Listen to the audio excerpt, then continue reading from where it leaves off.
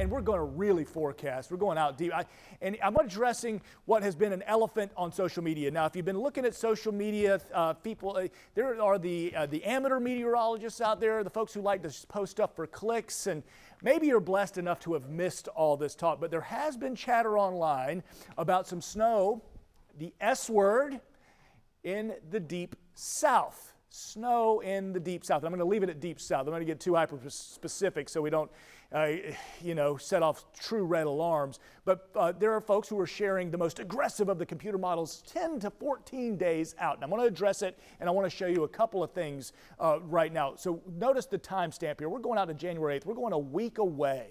And there is an area of low pressure that's going to get geared up in the Gulf of Mexico. Timing is everything with this, but a little bit of a Gulf of Mexico clipper system trying to bring us a next big batch of rain. But we're looking to next weekend, not this, but next. And with that, of course, that pulls a lot of moisture into some cold air, a polar vortex that is forecast to dip down into the southeast. With that moisture coming out of the Gulf of Mexico, perhaps some snow in Atlanta. Now, there had been earlier computer models 3 or 4 days ago, which are really skewed because when you get that far out in computer modeling, it's not reliable. It had showed snow as far south as Waycross even.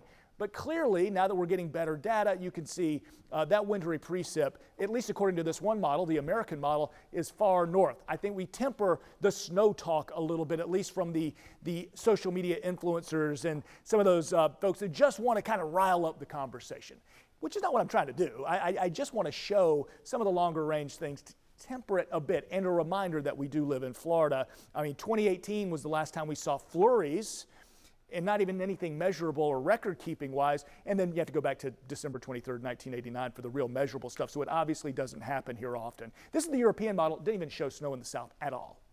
So you get a little bit of flip-flopping, you get a little different, and that's what happens when you get 10 days and beyond on computer modeling. You can't rely on it. At that point, you got to deal on climatology, and you got to think to yourself, does it make logical sense? We'll continue to watch. We do know cold air is coming. We're looking at January 8th and 9th with afternoon highs perhaps in the upper 40s with early morning lows in southeast Georgia, perhaps in the middle 20s. So as we get out a week and beyond, we're going to need to start thinking about that. We'll wrap our mind around some very cold, even perhaps dangerously cold temperatures when we get 10 to 14 days out. But here are your current temperatures right now. 53 Jacksonville, 58 at Mayport. We've got some cold air in Waycross and Valdosta in the middle and upper 40s. And with those northwest winds, that cold air continues to come. This weekend will be chilly.